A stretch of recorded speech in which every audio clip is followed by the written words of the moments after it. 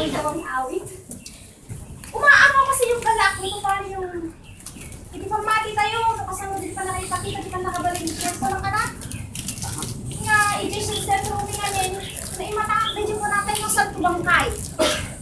Nga, pat nga tao ka ng bagtak na nagdalak ka lang nga tao nagpasiman din medyo. Marigapan na tayo naman niya nga, hindi nang saan. Ay nakabalik. Nga di tao, wag na nakasadyay, espiritu hanga nga paukriyat, anak ko na ng-espiritu mo, padayawang. Hindi anak mo, ipanda, ipakita, mediko, nakita ganun yung sakit. Dooperandan, ilikat namin. Pinadayawan kayo, padayawan nyo, ipang matik. Imbisyon na ng pagkawangan. Imbisyon ko rin na ng 4 na rituan. Nagkaroon pa sila sa sakit siya ng 9 days. After po noon, pinalik sabi nung wala na palataya. Balik niyo ako sa doktor. Kung gusto niyo, operahan ako. Malakas yung doktor niya.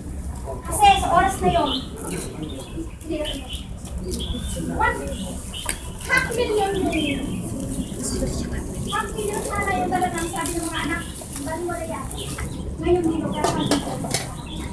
So after mission ko, pagdating ko ay siyang araw na sa television, clear.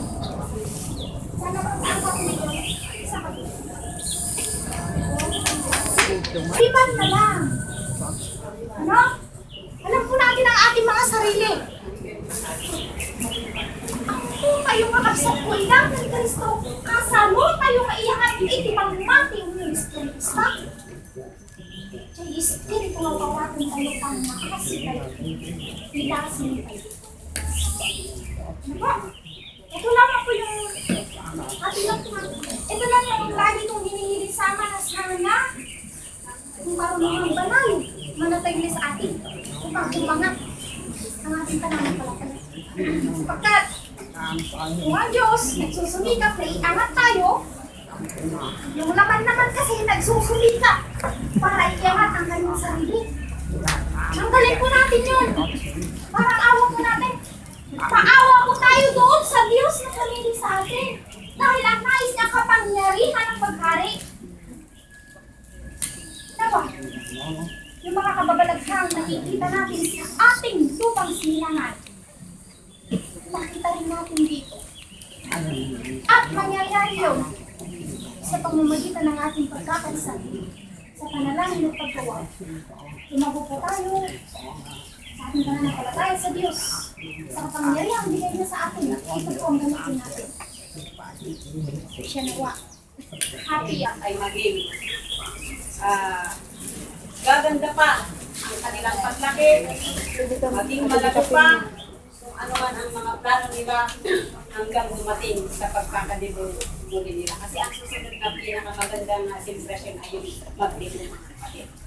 So ngayon po mga kapatid, wala na po akong ibang babanggitin, kundi po naabutan ko ay yung paalam ng mga kapatid. Alam niyo, sa paalam mga kapatid, tinutukoy po ng sulat ang mga titik.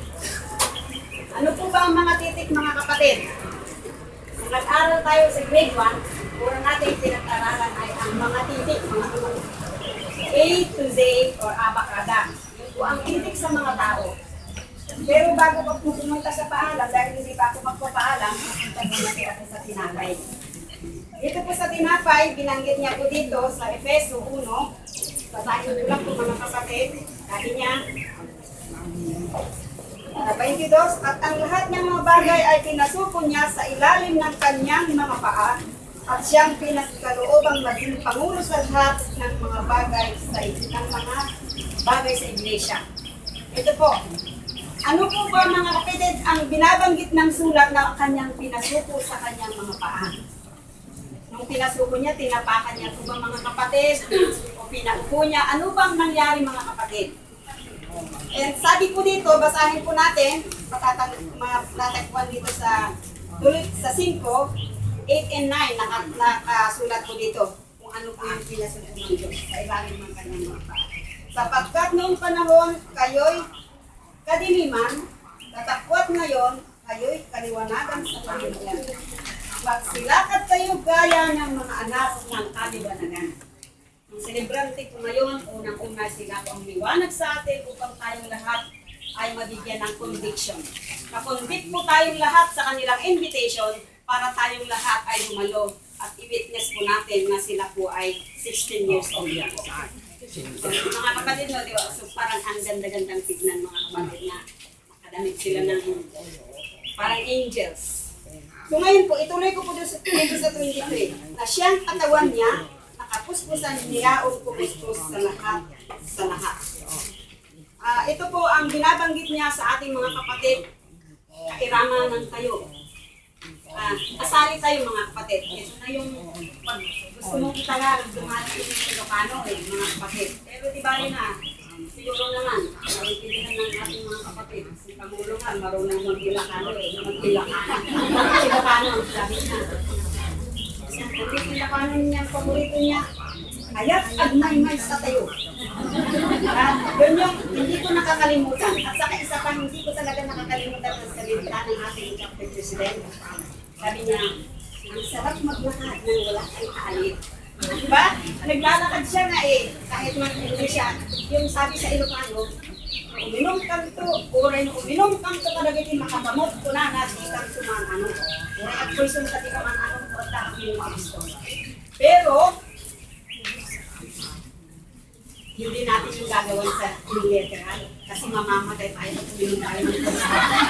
Ang sinasabi kasi yung poison dito sa spiritual ay yung mga salita na para tayong mamamatay.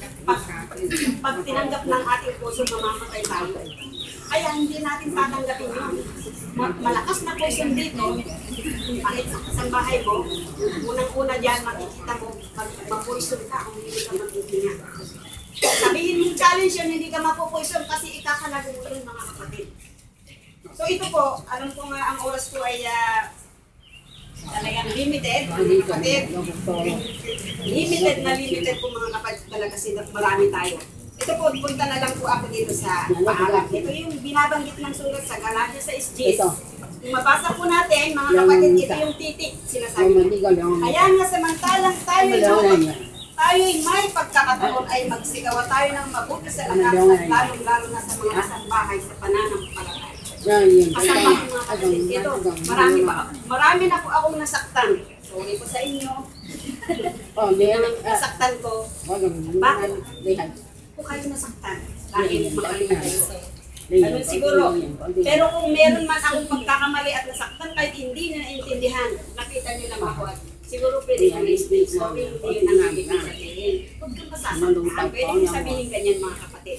Halimbawa lang po mga kapatid, kami ni Pangulo nung Vice President ako, lagi kami nag-exchange ideas yan. Magkakalit ako sabi niya, nagdadrive siya, pa kayong ibangga pa siya.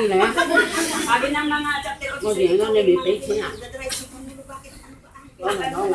Kung mabangga siya, kasalanan mo, parang ganun ba? Pero hindi nila sinabi yun, parang yun yung naano, pero hindi alam kong hindi magagawa yun. Kasi ang pinag-uusapan namin ay kagandahan ng aming pananampalataya.